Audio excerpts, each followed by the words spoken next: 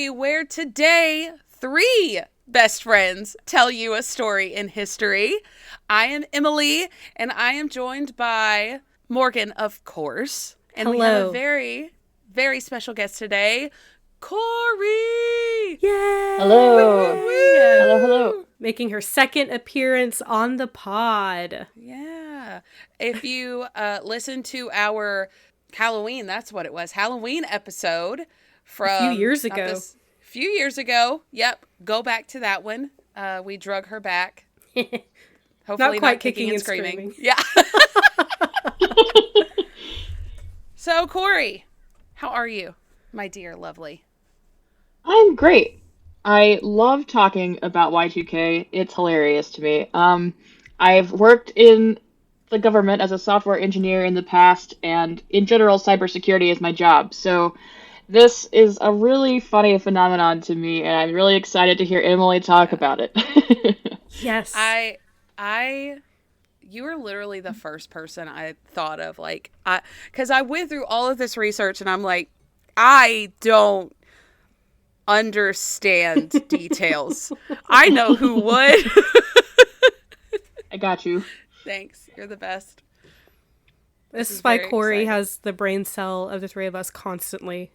A solid 90% of the time, Corey has the brain cell. We split it the other 10%. Yeah. So 5 and 5. Yeah. Yeah. That's where we're at. So, guys, I don't know if you saw the post or not. If you didn't, why are you not following us? Y'all, come on. But anyway, I was in Nashville with Morgan, and we Finally did something super, I know, right? Super fun for episode 100. You're going to get it in addition to the normal 100 episode. So it's, it'll be fun. We don't want to give away too much. We don't want to ruin the surprise. But that's going to be a fun surprise. Let's just, say we might have had a little too much fun. What? Us? Have too much fun? I got a video from them. I forgot about taking that video. That was a fun little surprise on my phone the next morning. Were they drunk? Spoiler, yes. Yeah. Corey wasn't even there and she knows. Did Morgan give a security guard a sticker for the podcast? Yes. Yes, she I did. actually gave Represent. 2 security guards stickers for the podcast. And our poor tour guide. Shout out Sam. Okay. All right. We don't want to give away anymore. Let's party like it's 1999, guys. Yeah. I can't believe you're making us do this.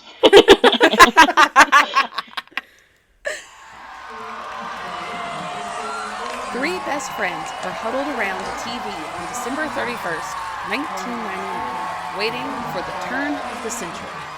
I can't believe that the world is going to end. Relax, it won't.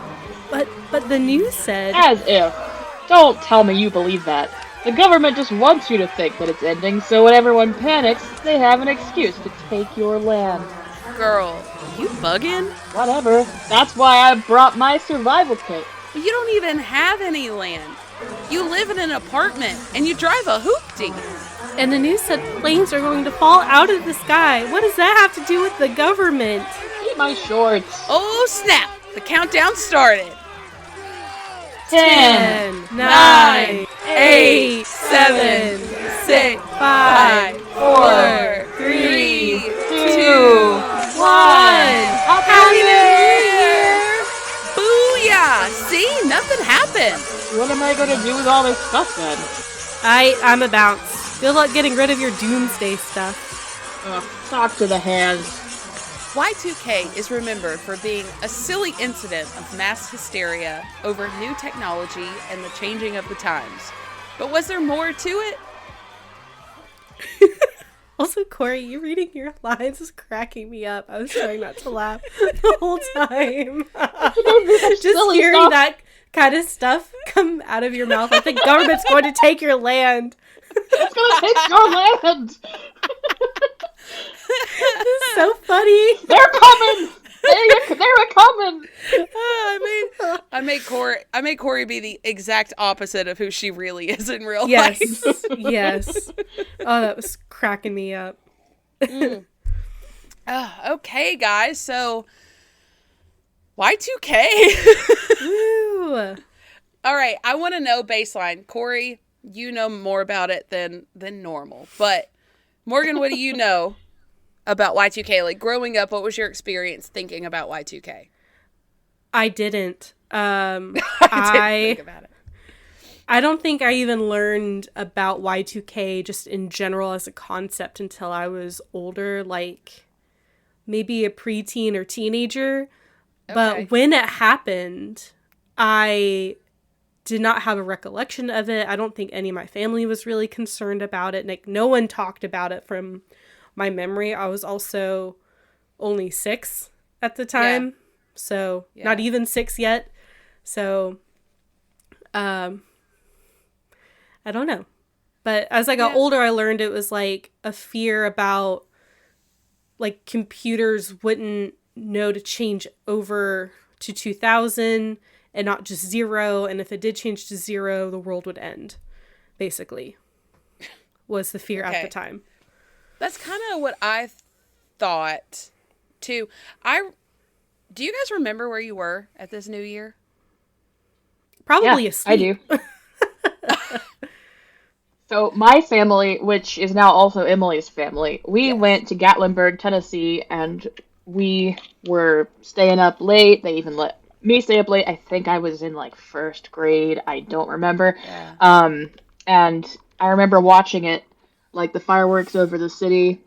I don't know why. That one just really sticks out because we were in Gatlinburg watching to see what happened. I remember vaguely that our family was talking like, oh, let's see what happens. This is going to be a big one. And I was like, yeah, New Year's is always like this. Like, there's always fireworks. What do you mean? Yeah, we did something big. I don't know if y'all know this, but Athens had a ball drop that year. So we went downtown to the ball drop, and I don't know why this sticks out in my brain, but my mom bundled me like the kid on A Christmas Story where he's like, I can't move my arms.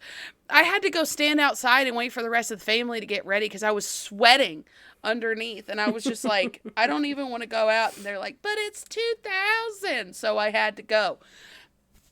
And again, we were all born in 93, so we were 6-ish. 6. Yeah. I was about to turn 7. I did my math wrong a little while earlier. Yeah, that's okay. But yeah, that's wild to think. I guess my parents didn't think anything was going to happen, or they wouldn't have taken me downtown. Right.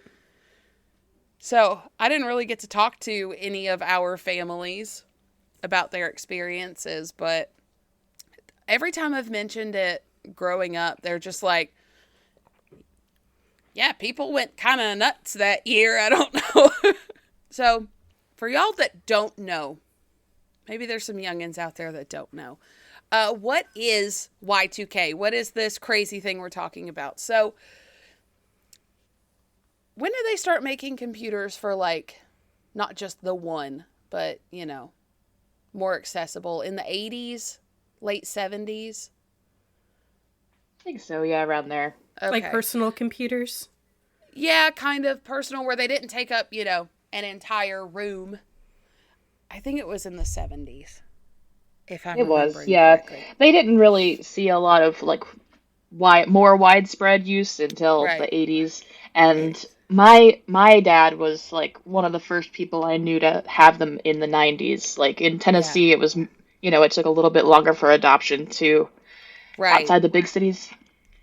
I remember when y'all had yours. And I remember because you lived so far out in the country, it took forever for us to do anything. And we would patiently wait for an hour for one thing to load. Yeah, we didn't get high-speed internet until, gosh, like, I want to say like 4 years ago at my parents' house. I was about to say, you didn't even live there anymore. No. That's so wild. That's Yeah. rural, y'all. That's rural. So, until the 1990s, until they fixed this problem, all computers around the world were designed to abbreviate the 4-digit years into 2 digits, with the 19 in, say, 1967 being just understood. So it would say 67, or 99 was 1999. And that was to save on memory space. Would that really save that much memory space? Because they made it seem like a really big deal. It was. So, a long time ago, back in the day, computers really needed, like, every bit of space they could have. Like, literally, they were bits. They're called bits. And Okay. it was, yeah, like, every single number counted back then. Wow. When they were first really, like, coming out. It's really blowing my mind that, like, we have so much more computing power in this cell phone than Yeah. we did in any of those, like, even combined back then. Have you ever heard of Moore's Law, which is the principle or the understanding that computing power doubles every year, roughly? No. What? I've not heard of it. Look it up. It's actually held pretty true since the computers first came out. And so even though 2000 doesn't seem like it should be that long ago, 25 years, it's doubled every single year. So it's increased like so much. That's crazy. So even though it sounds crazy that those two numbers, I mean, computing power and like storage space are actually two separate things, but it's kind of the same idea, right? Like we had very little storage space. Like the amount of storage that your phone has on it, I can't even imagine what that computer would have looked like. It could not exist back then. Wow. Like a little thumb drive. A thumb drive that you have vastly out held had way more storage on it than a computer that would take up an entire room. On a thumb drive. I think my brain just stopped. See, it ran out of storage power. It did. I'm the old computers, guys. I don't know what this is. You've put too much on her. She blue screens. I did. I'm the little swirly thing waiting. So, okay. So that's not a big deal in theory, right? Just a 2-digit code for a 4-digit year. Until you get to the year 2000. And the computer is going to think that the 00 is 1900. Which is what people thought was the problem.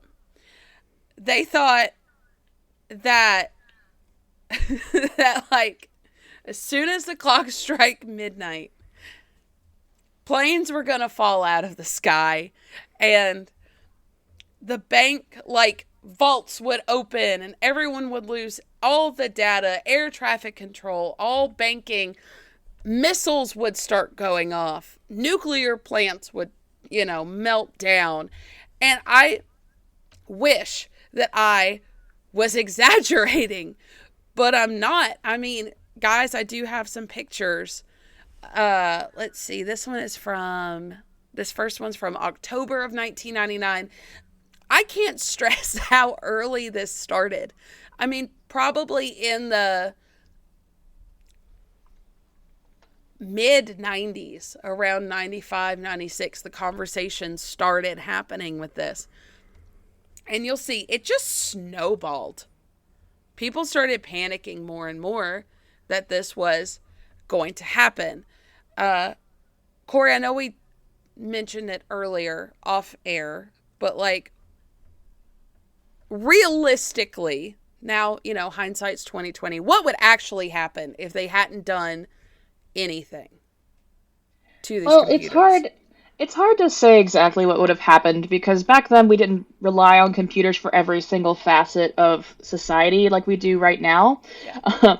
But if you remember about a year ago, there was an outage that was caused by software brought on by CrowdStrike. which is used by most Microsoft computers. And they pushed out an update that went wrong. Let's just put it that way. And for that day, all of the computers that needed that software that got that update bricked. Like, they couldn't do anything. They blue screened and everything went bad, which means you couldn't withdraw money from the ATM. You, like, could not get on a plane. All these things happened that day, and, like, basically everything shut down. Nothing fell out of the sky, to my knowledge. There were no nuclear missiles launched that day, to my knowledge.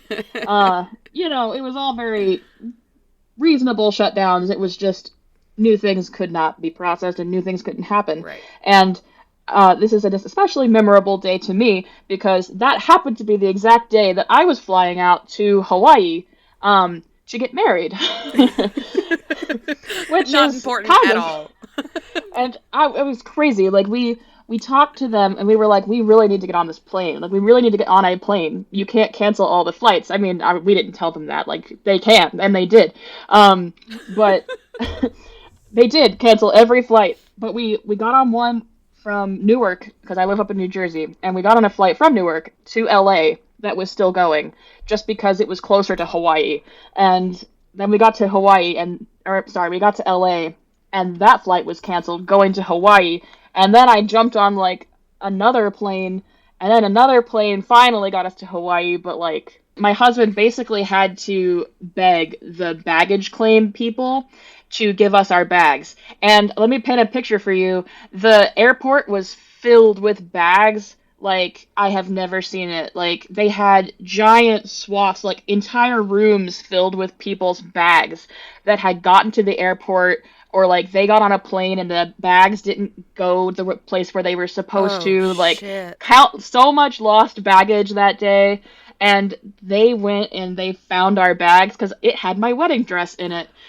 And we needed that. So, anyway. That is so stressful.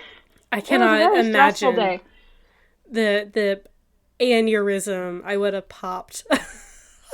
Yeah. So, I guess all of that is to say every little thing was affected. So you couldn't access an ATM at the airport.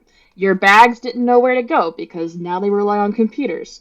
You could not book a new flight very easily because all of the computers there were down, etc. So, like, you couldn't even, like, order food with a debit card. Like, you couldn't access I remember an ATM. That. Like, none of the card swiping machines were working. Yeah, my husband had cash, and he paid, like, $20 in cash for a sandwich and was like, enjoy this, because I don't know when we get to eat again. Oh, jeez. That's a little bit of an extreme. However, so that one day, if anyone else was personally affected by that, is kind of a good example of what things could have been like if we hadn't prepared. But think about it. This is 1999. Most people still carried cash with them. Not everyone had debit cards. It wasn't as connected as we are in 2025 here. Right. So I feel like, I mean, they were saying things like, you go to start your car in the morning and your car doesn't start because the computer chip in it thinks it hasn't been serviced in a century. Right. Listen, that's not how that works. No. Your car's not like, I shouldn't exist. Blah. Like, that's... fall into a black cars hole. Were dumb. Cars didn't have memory chips back then. No, my Cherokee is a 2001. I guarantee it's the same technology from the year prior.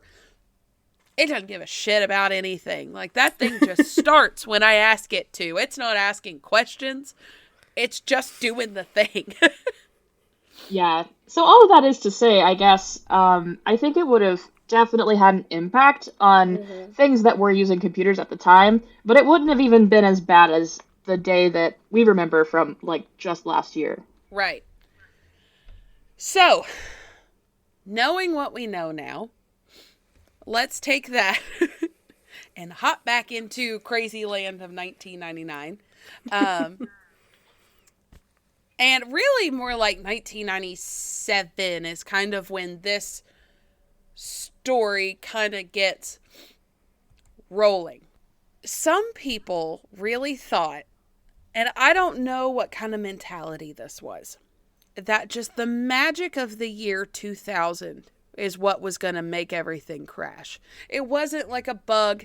It wasn't the computers themselves. They were just like, it's 2000, time for the world says it's time for a restart. And I don't know what that means. Like, they were like, it's just the vibes were off. And around 1997 is when I did watch a documentary. It wasn't very good at giving me timelines on things, but it kind of seemed to me like around 1997 is when news sources were kind of starting to lay it on thicker that there is a problem. So they were worried about things down to on September the 9th of 1999, the date would have been 9/9/99. They were like, well, computers think that nines are the end of a series, so like it's going to shut down in September of 1999. So that was a thing.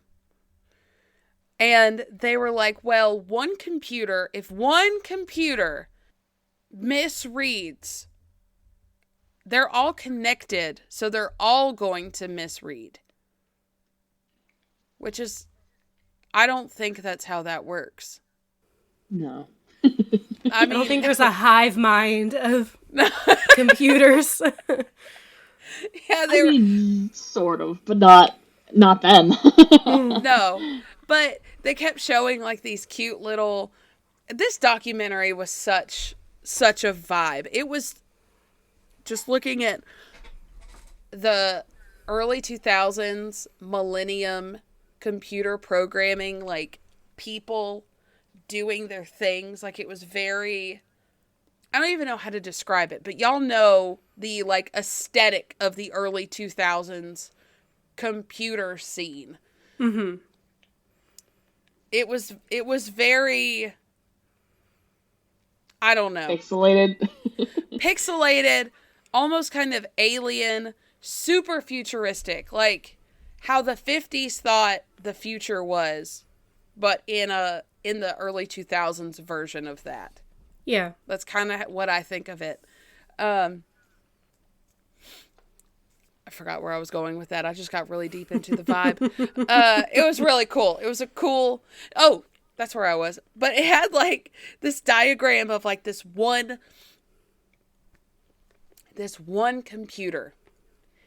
And it had the little branches going off to other computers. And he was like, when the clock strikes 2000, the one computer is going to mess up. And it's going to mess up all the others. And, like, all the computers started turning red. I'm like, is this a horror movie? Like, what was this a commercial? Oh my God.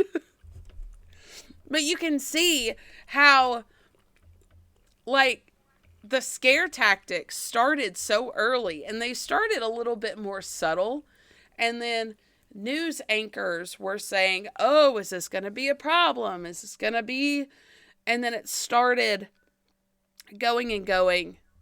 It started building up momentum. So, one reporter, and I don't know who said this because they were also very bad about giving me time, like names and places, but I got the quote. So she said, this task is really daunting because, like, what if someone told you you had to find every bolt on one specific bridge and replace it? That sounds totally doable. But this is like finding every bolt on every bridge in the world and replacing it in 21 months. Which makes more sense as to why that's a lot of work. Yeah.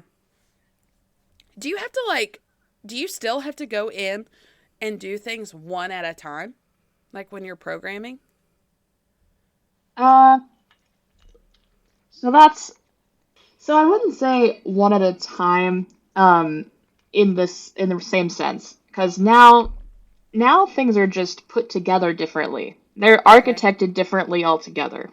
But back then, it would have kind of been because of because of the language and the architecture at the time. Computers were a lot more finicky, and they weren't always stored in the same place in memory. So in the same vein of like, you don't just go to the same place on the bridge every time and find the bolt. It might have been in a random other bolt. Right. A random other bolt on that bridge might have been what you had to change out. Okay. Um, and it was the date, and you knew how the date looked, and so you could find it. It was just kind of a pain, and also pushing out those updates, getting those updated on all of these computers was hard because we didn't have as nearly as efficient patch management or ways of updating these computers that we do now. Now you get annoyed by Windows Update, and they just push out that update, right? And you're Right. like, why are you restarting my computer? Um, well, maybe thank them for that, because now it's a lot easier when things go really wrong. Like when you can't get to Hawaii. Yeah, yeah. Actually, that wasn't even that easy to fix. They had to it was the whole thing. Yeah. But because everything was bricked, it couldn't just be updated. They had to like manually update these computers, which is why it was such a bad day. Oh my god. So, yeah, that actually makes more sense. I could see back then you'd have to go because they kept saying we have to go line by line and fix everything. I was like, that is not sustainable for what we do now. That doesn't make No. sense. Okay, cool. So we have a problem, and January 1st is barreling towards us real fast. So what is everyone doing about it specifically? So President Bill Clinton in October of 1998 signed the year 2000 Information and Readiness Disclosure Act. So this was a law that was designed to encourage American companies to share Y2K data and offered them limited liability protection for sharing this information about products and methods and practices on how to get everything brought up to speed. And they actually pulled this poor dude out of retirement. I don't know really what he did beforehand, but John Koskinen, sorry. It's a hard last name. John Koskinen. But he was pretty much, they called him the Y2K czar, which is a name. That's a title, sure. But he pretty much kept the world updated, the United States updated, the House and the Senate, everyone kind of updated on what was happening. And he was very optimistic. He was saying he was telling everyone that, his findings. And I really thought about it. Who was the doctor during COVID that was pretty much like the spokesperson? Do you pronounce it Fauci? Yes. Okay. It's giving that vibe. Mm-hmm. Where he's almost like a figurehead. He's in charge, but like he's kind of telling everyone he's all over. Mm-hmm.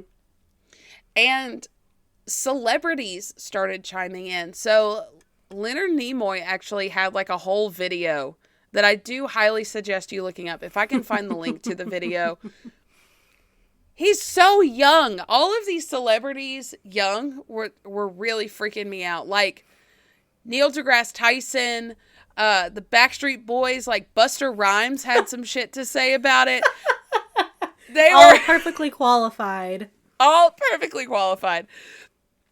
But they would ask, obviously they ask celebrities everything, but just seeing these people very young. And like they had Steve Jobs in the documentary, and I was like, that doesn't even look like Steve Jobs. He's so young. And Bill Gates, Bill Gates actually said that he's like, somebody told him in an interview that Microsoft was going to be the biggest company in the decade or something like that, and he was like, no, it's not, bruh. Okay, sure. So across the world, because remember, Y2K was not just the United States. Some countries were falling behind.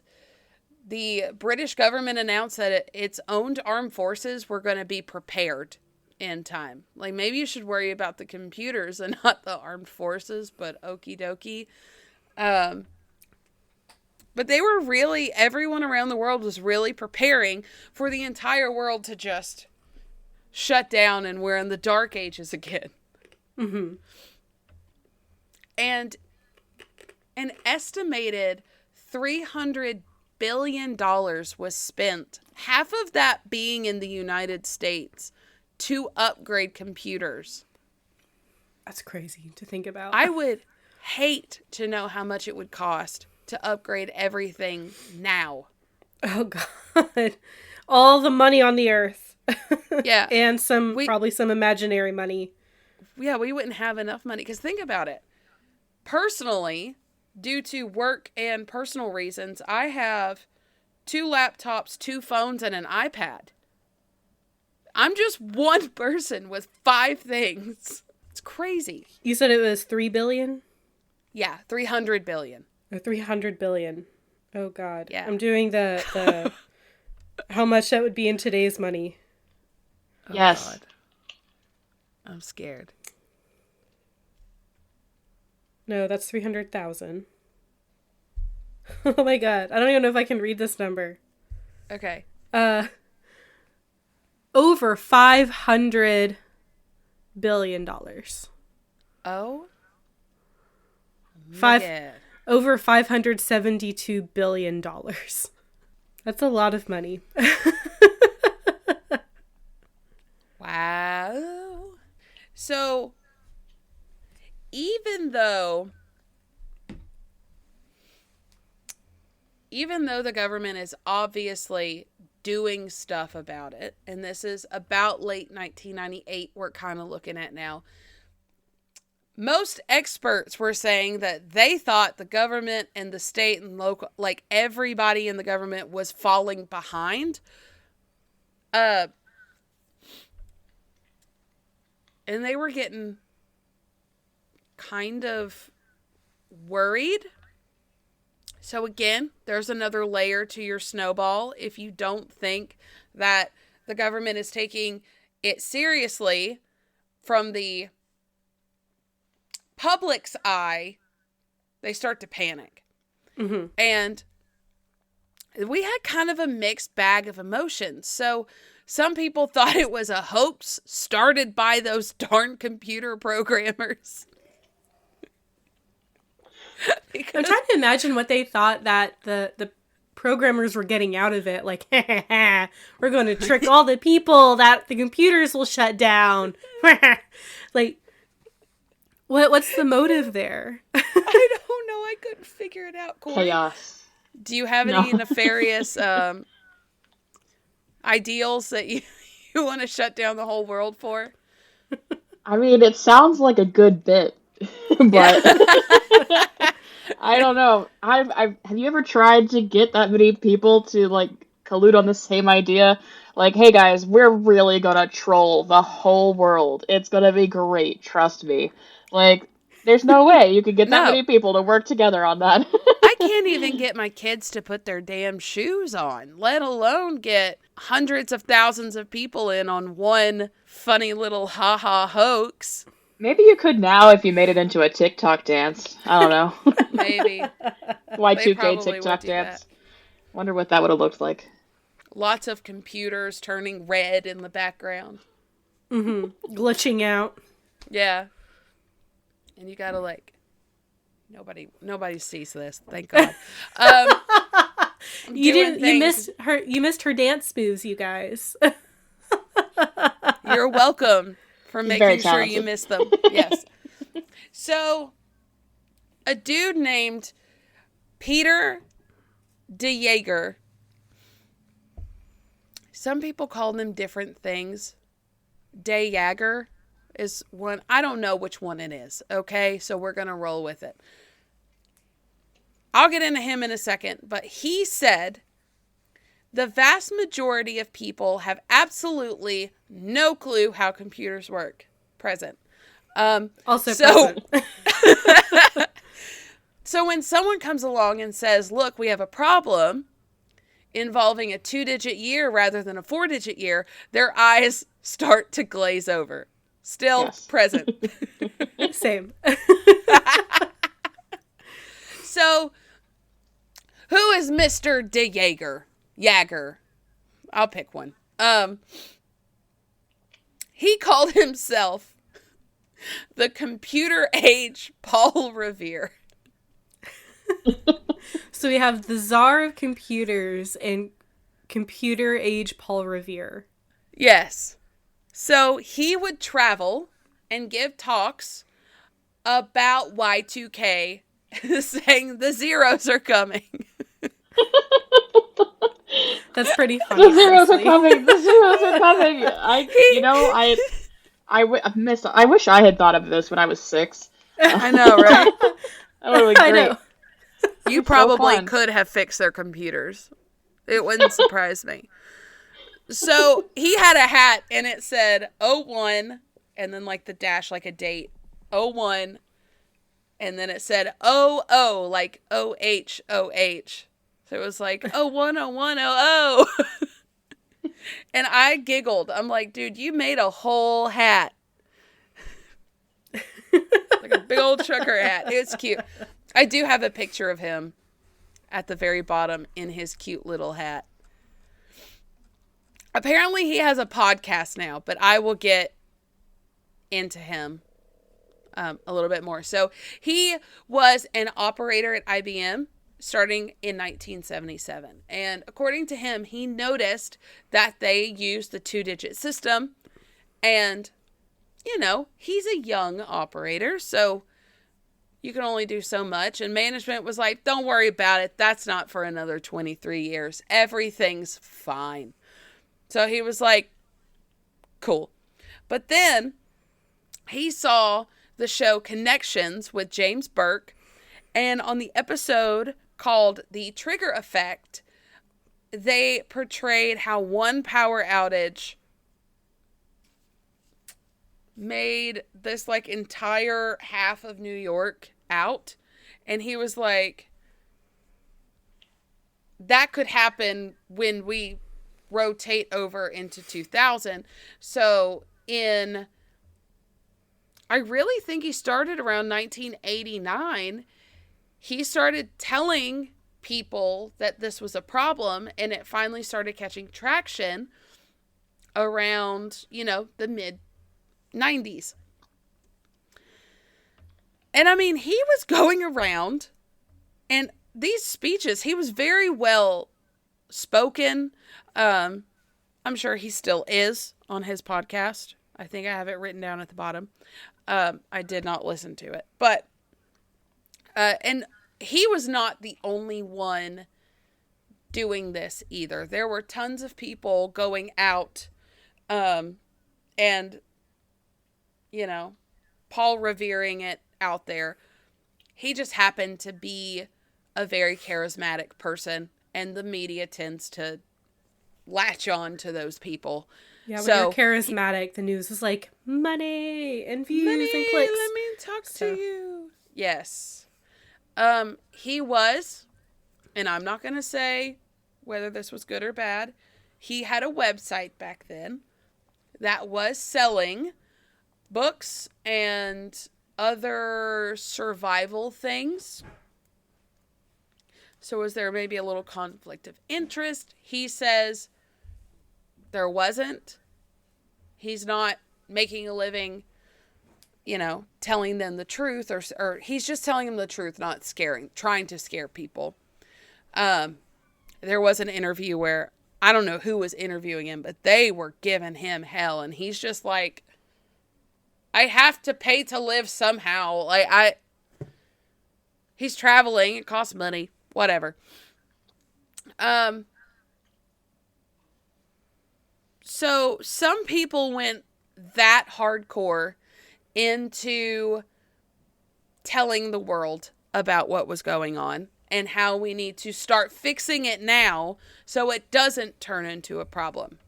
Mm-hmm. Well, the general public heard this, and we're already half a snowball at this point.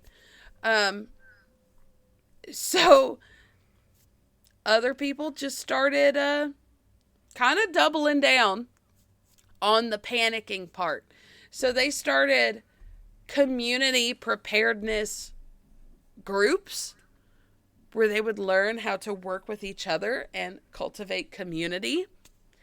And I don't hate that. They kind of saw the problem as more social. They're like, if everything does go to shit, do we know how to work together to survive? Cool. Some people just quit their jobs and moved into the desert. Like what? one dude who was a computer programmer, he had a hideout over 100 miles into the desert. And he was like prepping for his immediate family. And he had like a fence around it. It cracked me up because he said it had a sign that the house was protected by ADT.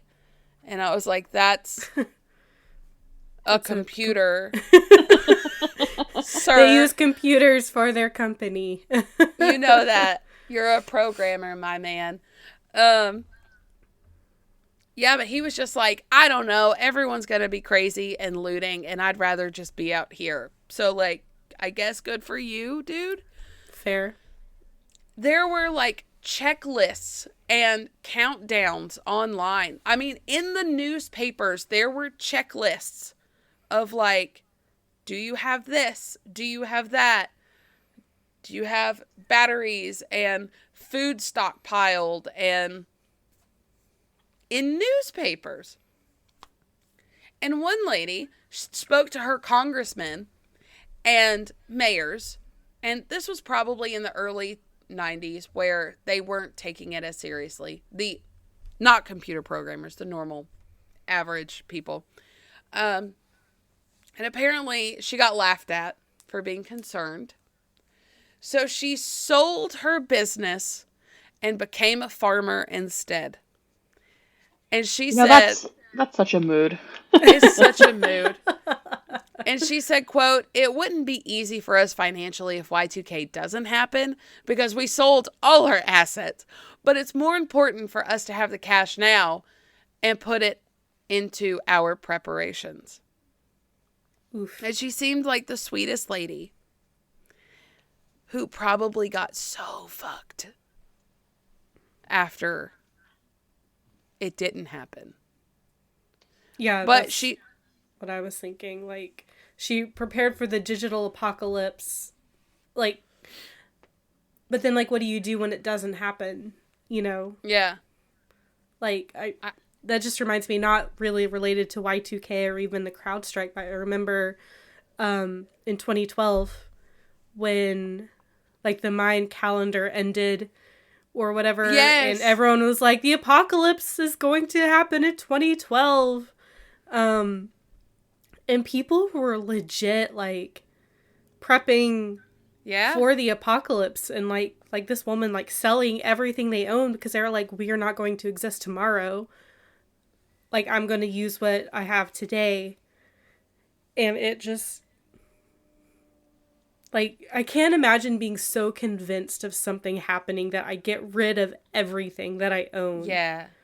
Because if it doesn't happen, then what do you do? I feel like you need to have one foot on each side. Like, prep a little bit. I have a plan B. Make sure B. you're going to be okay. have a plan B. Maybe even a plan C if you really want to be prepared. But, like, don't sell off everything you own. No, the truth is always somewhere in the middle, and it's like we've already established, like, back then we weren't using computers as much, and we saw a year ago what happens when we don't have a lot of computers out there. It's bad, but you can still make phone calls, you can still do a lot of things, and you can still ultimately survive, and things are not going to just crash out of the sky randomly. Like, there's somewhere in the middle is the truth, and, like, preparing for that middle ground is kind of what really matters. Like, people did prepare, like, the software engineers and the engineers really prepared for months, like, years, leading up to this event, and that's why it wasn't such a big deal after all, and that was a reasonable thing to prepare for. Yes, we know what to expect. We know how to fix this problem. It's going to be really hard, but we can do it. And then if we miss some things, well, I don't know. Maybe you can't use an ATM for a few days. We'll see. You're going to be fine. Yeah. If you can't survive without those things for a few days, maybe you should have, like, I don't know, some soup in your house or something. Like, maybe you should have bought a farm and, like, delved all of your assets into this farm and then just become a farmer. Like, clearly maybe I that need was to the move best into the option. desert. You know, that's what I'm taking away from this. I'm moving into the desert. Tell the family I'm moving into the desert. 100 miles from civilization. Oh, and chickens. And cows, yeah. There will also be chickens, yes. I would starve to death before I killed a chicken. I'm not going to lie. They are so cute. Thankfully, they're good for a lot of other things, too. True. I would eat a lot of eggs. Yeah. So, again, because we're snowballing, we started out, our snowball was, reasonable size. I feel like at this point, around mid to late 1999, we're the base of a snowman. People are absolutely losing their mind. They had a Y2K readiness expo, a convention, where they were selling solar stuff, foods, books. Literally, they had homeschool books. They're like, when the world ends, who's going to teach your kids? Buy all these homeschool books. All sorts of survival stuff. Fitness equipment. Literally. There's nothing like an apocalypse to bring out the grifters, right? Like, I mean, we saw it during the bad times a few years ago. Like, people were, like, hoarding hand sanitizer and toilet paper and selling it at, like, 400% markup.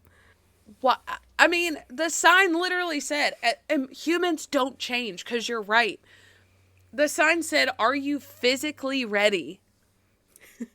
And it was like, to survive in the wilderness, Walking Dead style.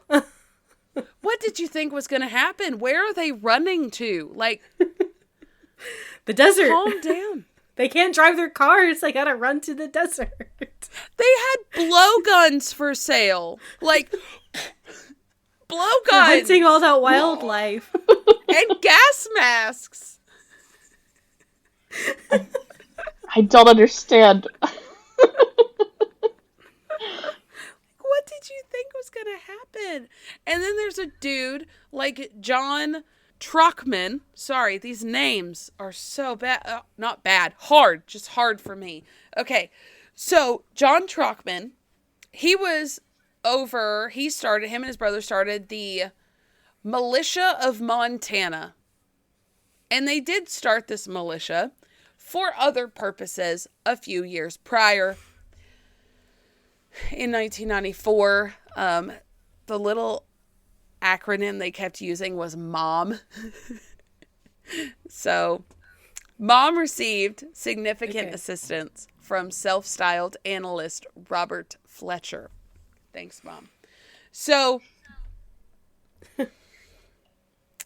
their membership actually peaked in 1999 thanks to the Y2K, because panicking citizens who didn't trust the government thought that the government would bring the war to them. They were going to, like, come in and say, sorry, there's a crisis. I'm gonna take all of your shit. is what these people were thinking. I'm just, what war? What are you fighting against? And also, I'm just, like, I'm imagining the things I have in my house. Like, I have my clothes, I have my kitchen utensils, I've got, just in this room right now, I've just got, like, picture frames and art supplies. Like, it's hard for me to imagine the military and the government coming in and be like, your stuff. We need all of this stuff. Yeah, like, you need my disco ball? What do you... You need my hat collection? Do you want this trophy that I won at a chili cook-off one year? Like, what do you need all my shit for? It's insane. They were out there in full, like, ghillie suits and camo training. They were training. They were ready for the government to come in. Like, the government didn't have more important shit to worry about. And they kept putting out scare tactic videos, which, let's just make that snowball a little bigger. And I did see, he actually was going to these expos and being like, this is going to happen. Come join our cause. Government's coming to get ya. Ooh. Now, did all the fixing of the bugs work? No. Did they maybe run some tests that really didn't work? Yeah. Oh, yeah. So, in Sepulveda Dam Recreation Area, this is in the San Fernando Valley area, they wanted to know what would happen if the plant lost power. So they shut it down. 4 million gallons of raw sewage spilled into the surrounding areas. Oh no. So they just skipped the part where they were wondering if it would happen, and they went straight to, let's just see what happens. Wow. Let's just see what happens. So, apparently when the computers shut down, a gate had closed. It was like a gate to block the drainage. So it backed up, but because the computer was down, it didn't tell them. And they didn't have anyone monitoring the area. I actually found the news article from 1999, and they were all like, let's hope it holds into 2000. They literally were vacuuming up the sewage out of the grass. And let me read you this little quote. City and commercial crews largely succeeded in corralling the stream of sewage flowing into the recreation area and kept it away from the Los Angeles River, a nearby golf course, and a popular Japanese garden where 2 weddings were scheduled for this weekend. Oh my gosh. Talk about ruining weddings with this. That's all about computers. And they were like, don't worry, the sun will kill all the bacteria. But the smell? Not so much. You need some baking soda for that. There's better be some strong flowers in that garden. Oh my god. So bad. Ugh. How awful. And there was the Peach Bottom Nuclear Facility near York, Pennsylvania. They were trying to fix the bug. I think they ran a test and they ended up with a little glitch. And so what they did was they were like, let's just see what happens. And they advanced their clocks to the year 2000. Both primary and backup computers shut down for 7 hours. And I will say that is concerning at a nuclear facility, for sure. Yes. I feel like you should have put, I don't know, some extra backups. But, like, everything was fine. So, like Corey was saying, it would be an inconvenience. Yep. And then, let me just open this one. In finding these articles from that time, because they're just out on the internet now, is wild. Just seeing what people were like, is this going to be okay? In Lubbock, Texas, the city ran a simulation of like what to do in the chaos. So they held like press conferences, and the police had to like do, it was a dry run. It was a dry run of chaos. And I mean, that's how you become prepared, right? Exactly. And they didn't actually shut anything down. At least they didn't do that. They weren't just like, let's see what happens. What does this do? They didn't hit the red button. They were just like, okay, let's just say the entire power grid goes down, and there's worst case scenario, there's chaos. What will happen? And what are we going to do about it? And I don't hate this idea. At least they didn't shut the power off to half the city, and it's like, figure it out, guys. I mean, I will say, as someone who has to do drills very often in my job, the drills and the practice of those drills makes your response like more automatic. So when there's an emergency and your fight or flight occurs, the drill is so ingrained into your muscle memory, you don't even have to think about it. It's an automatic response. So that's not impacted by your fight or flight. Yeah. Instinct. Like that's why fire drills, like in schools, are practiced so often. I think nowadays we have to practice them at least once a month. And tornado drills are like 3 or 4 times a year, etc. So it's just those kinds of things. It's like, if we can make them automatic, if like with kids, you practice something once a month for their entire school career, they're gonna know how to respond in a fire drill. I always think about, so that's just I always think about marching band, because we would run through it so many times. You don't even have to think about where to go. You're just out there roll stepping. I mean, yeah. You don't have to think about it and anymore. Those are drills. And they're drills, exactly. Those are called drills as well. So, y'all ever heard of the word Tio Twaki? Twaki? No. Okay. Can you spell it? Can I buy a vowel? Yes. It's an acronym for the end of the world as we know it. Oh, okay. People were saying it like a word in 1999, and I'm like, that's lovely. But love some nihilism there. Yeah. People for real, this was the mentality.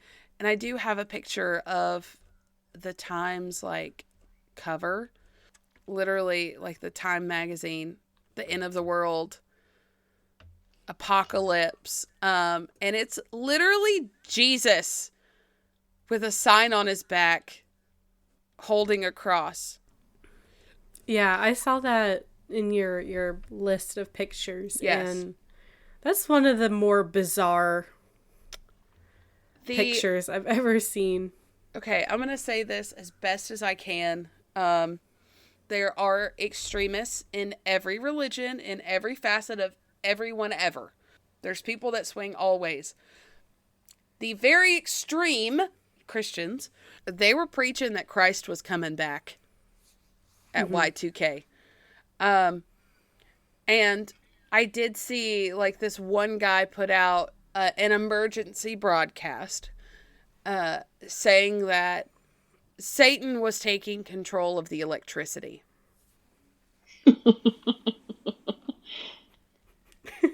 And that's how he was going to get to all of us. He was going to shut it all down. Oh, so man. Another layer to our snowball. Now you add religious fervor. Yes.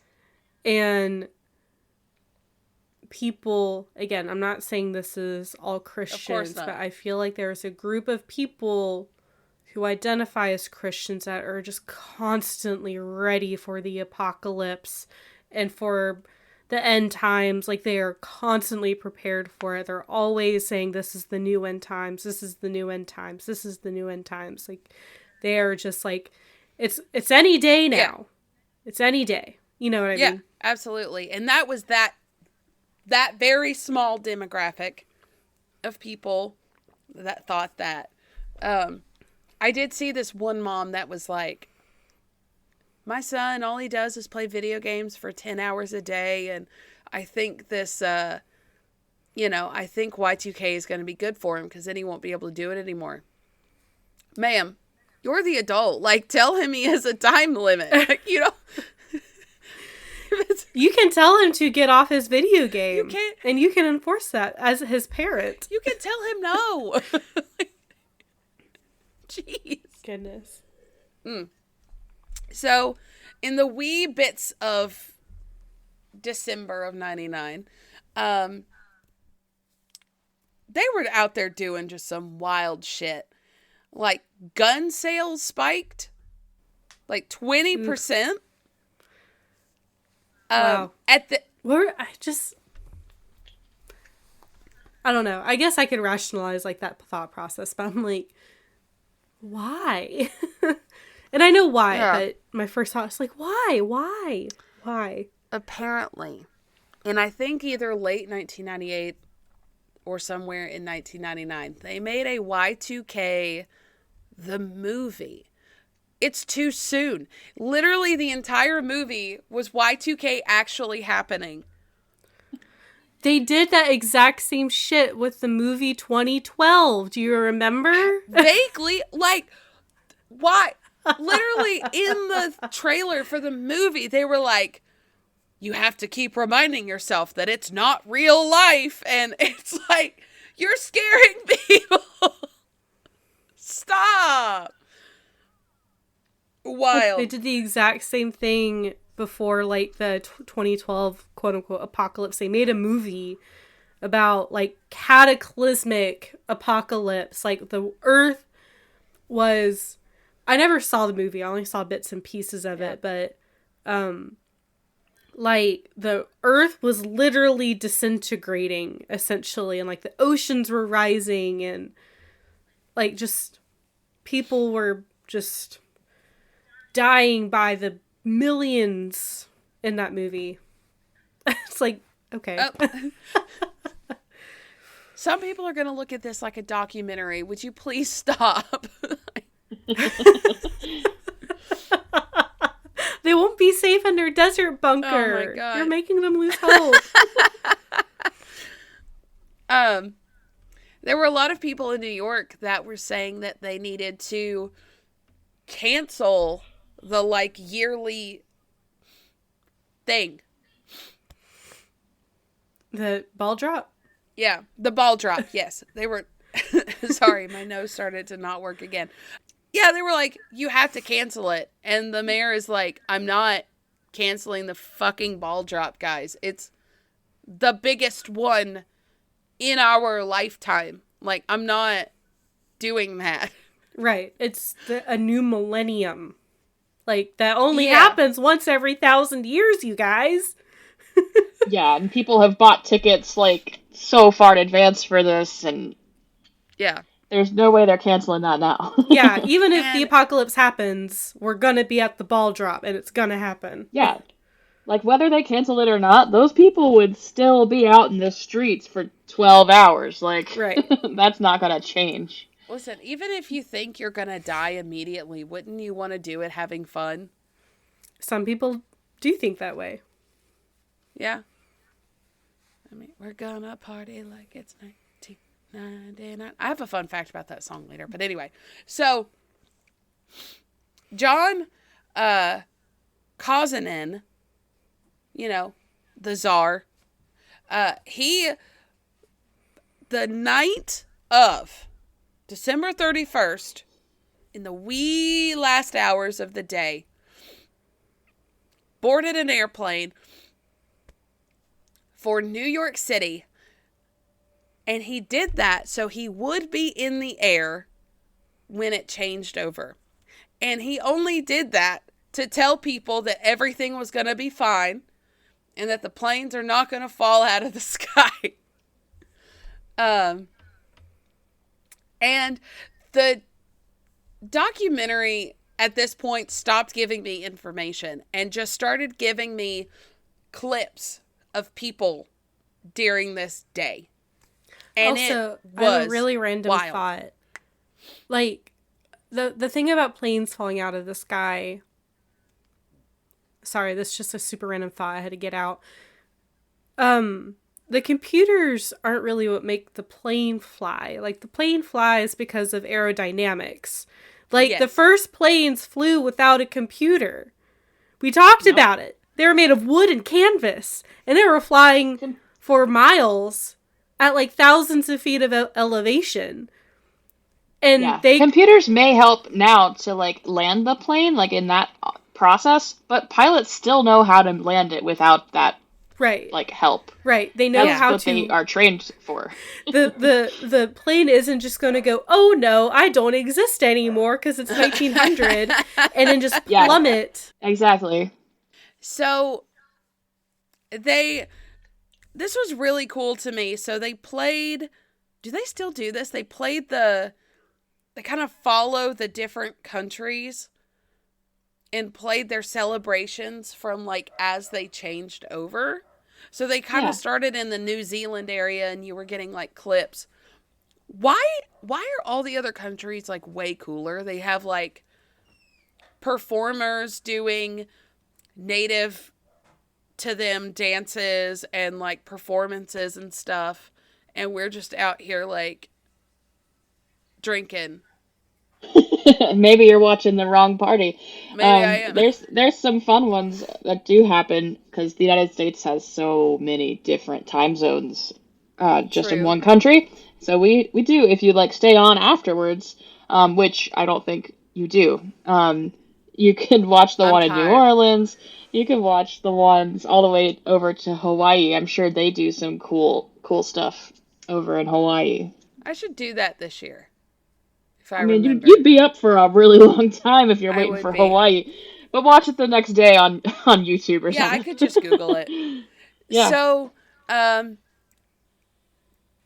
after time, everything it was fine.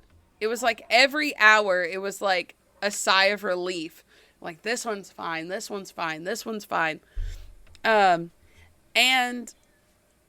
it's really crazy to think that I was in the minority of this year.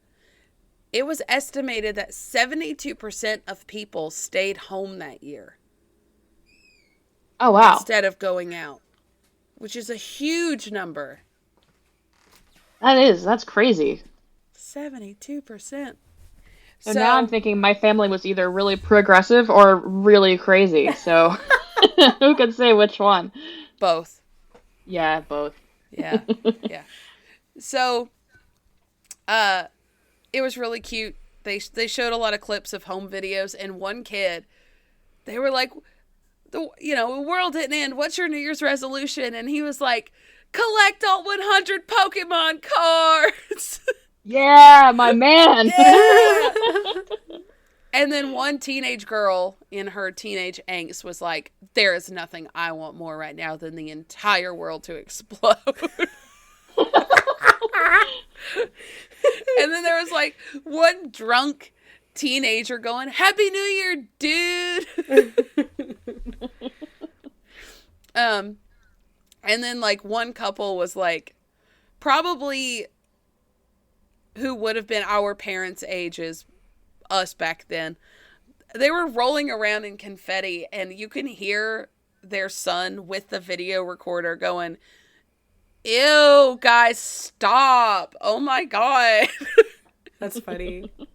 But people were celebrating, except that one teenage girl. She was very upset. Yeah. The world didn't end. I am offended. Oh my God. So, it didn't end. The day dawned. We're fine.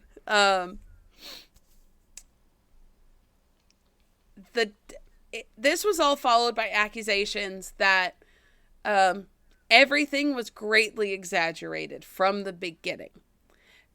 But those accusations were countered by those who worked on the programs were like, no, there was a problem.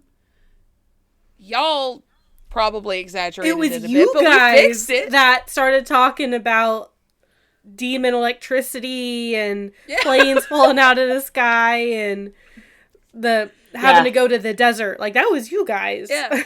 Like, listen, I've been through all of those codes. I didn't find Satan one time. Like, no little emoji with the devil horns just in the program. I'm sure, Corey, you've seen something resembling the devil in some code. Yes, I have. It's called C code. Anyway, don't look it up. You've already lost me, so don't worry. It's fine. So, Paul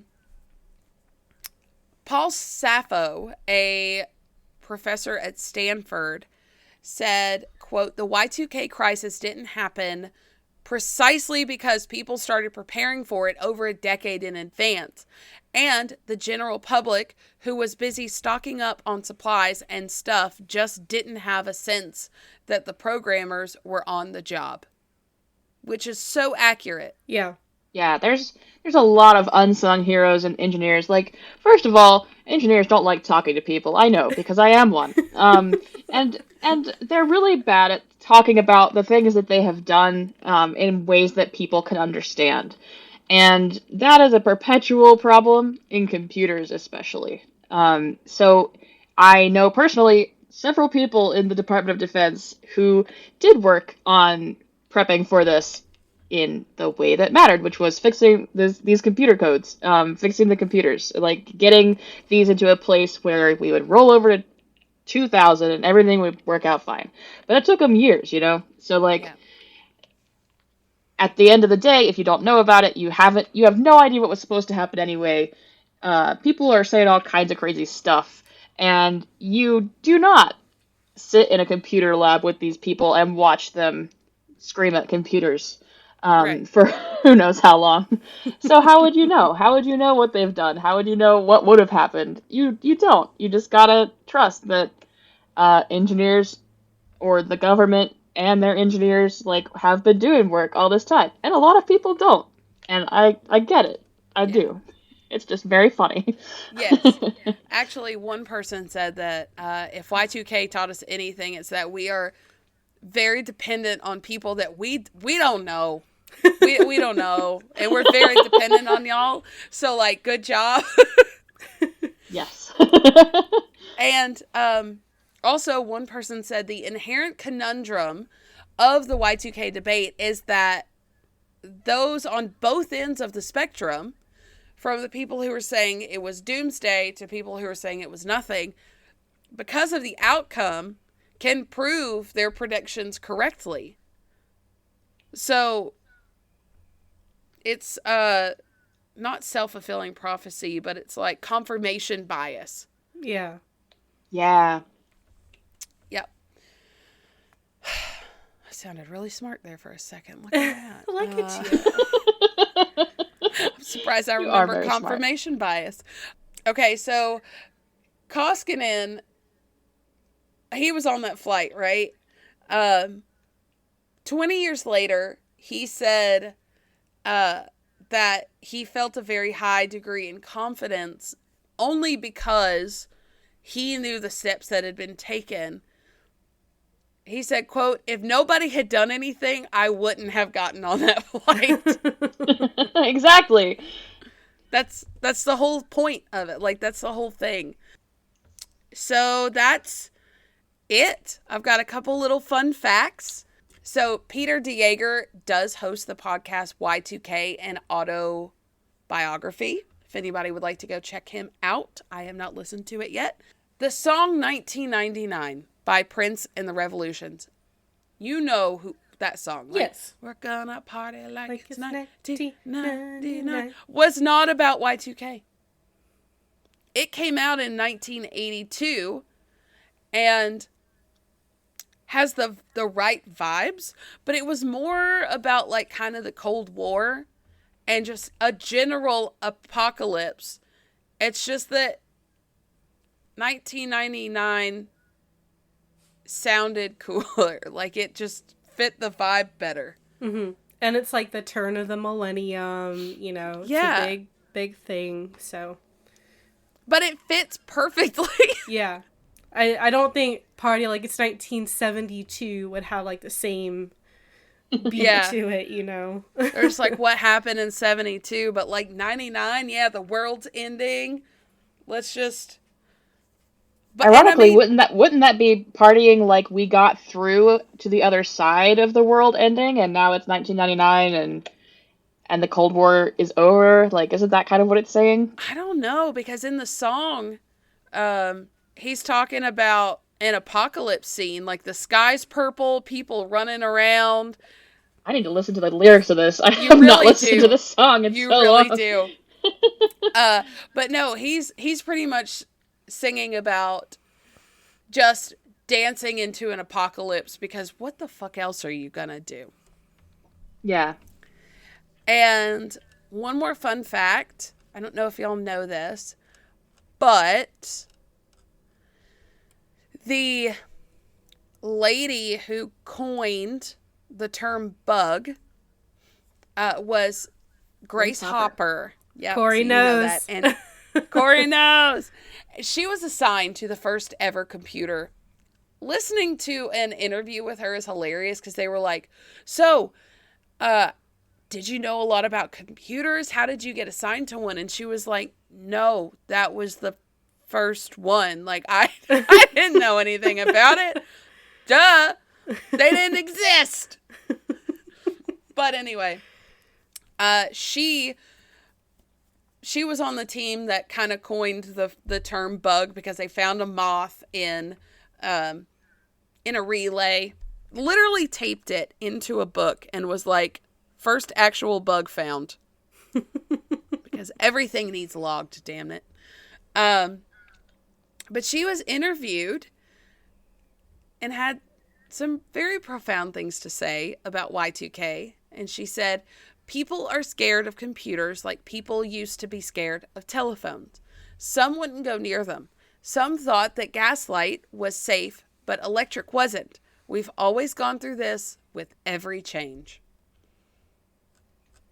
And she's right. She is. Corey, didn't you get a chance to like watch her speak or meet her? So they've actually released a speech of her speaking at, I believe it was the NSA. Yeah. And I think everyone should go watch that. If I find it, maybe you guys could link it. It's a really cool talk. She's a really inspiring, really awesome lady who talks about computers in ways people can understand. I never got the chance to meet her. I don't remember when she passed, but I will look that up right now. She actually died the year before we were born. Oh, okay. 1992. Yeah. Yeah, she was very old in the interview about this, so that would make sense. Yeah, so that's it. Everyone got a little wacky. The world didn't end. And then here we are now.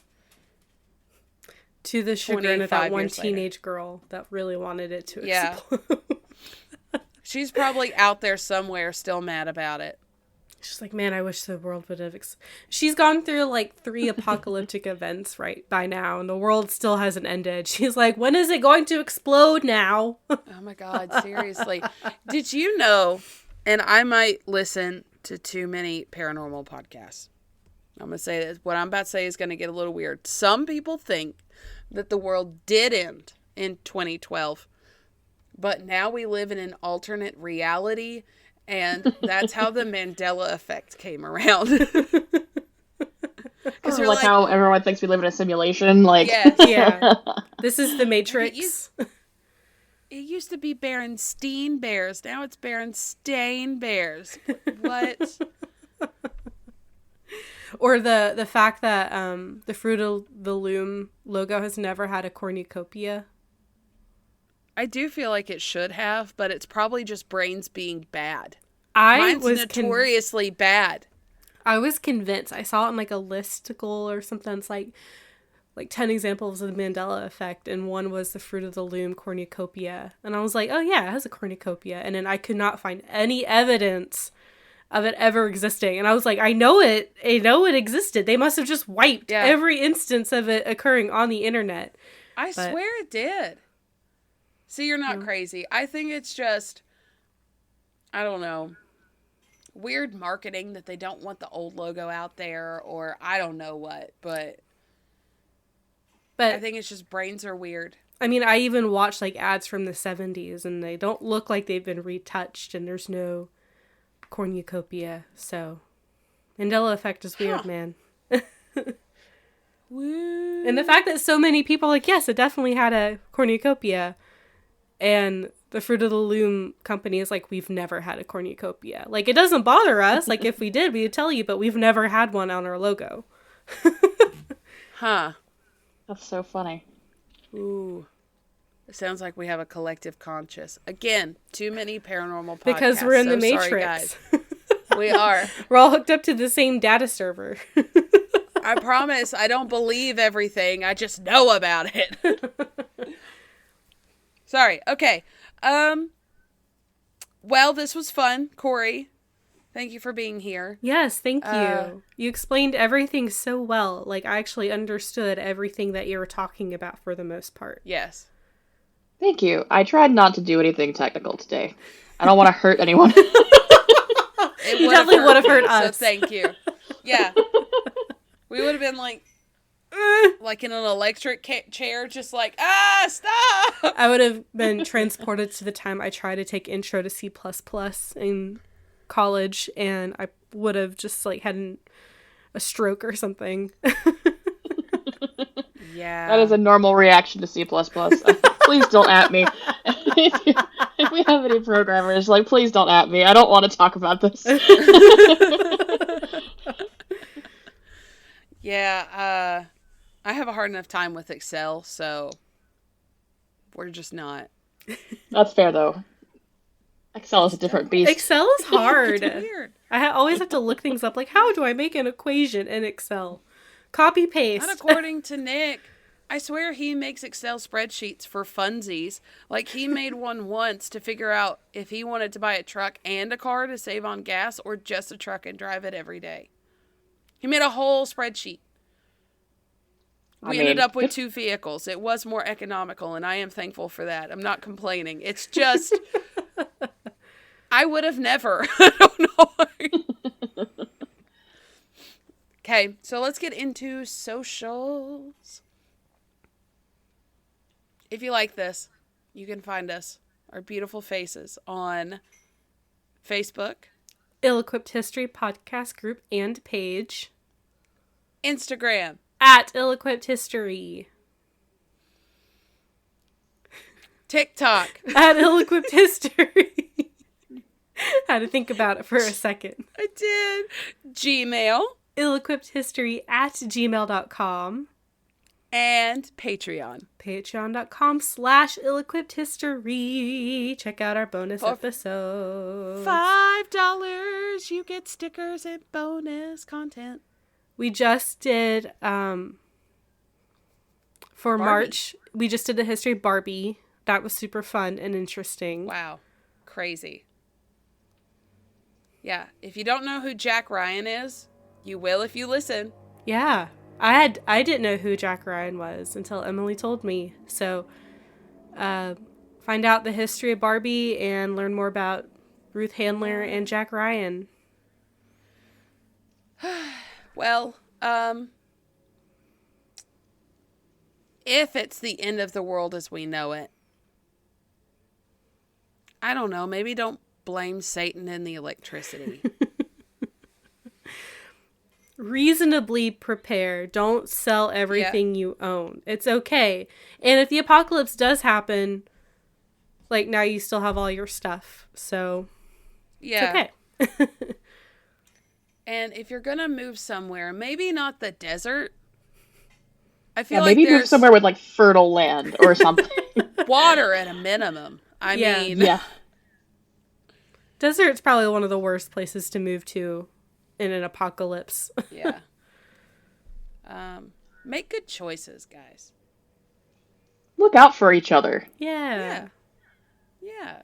Join one of those readiness groups. They seemed nice. Don't buy the elliptical at the convention.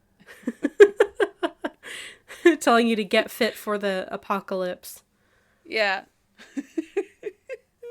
So much. Hey, whatever inspires you. It's like those zombie apps. Oh, yeah. That's true. That's true. If it works, it works. Right? Okay, bye. Okay, bye.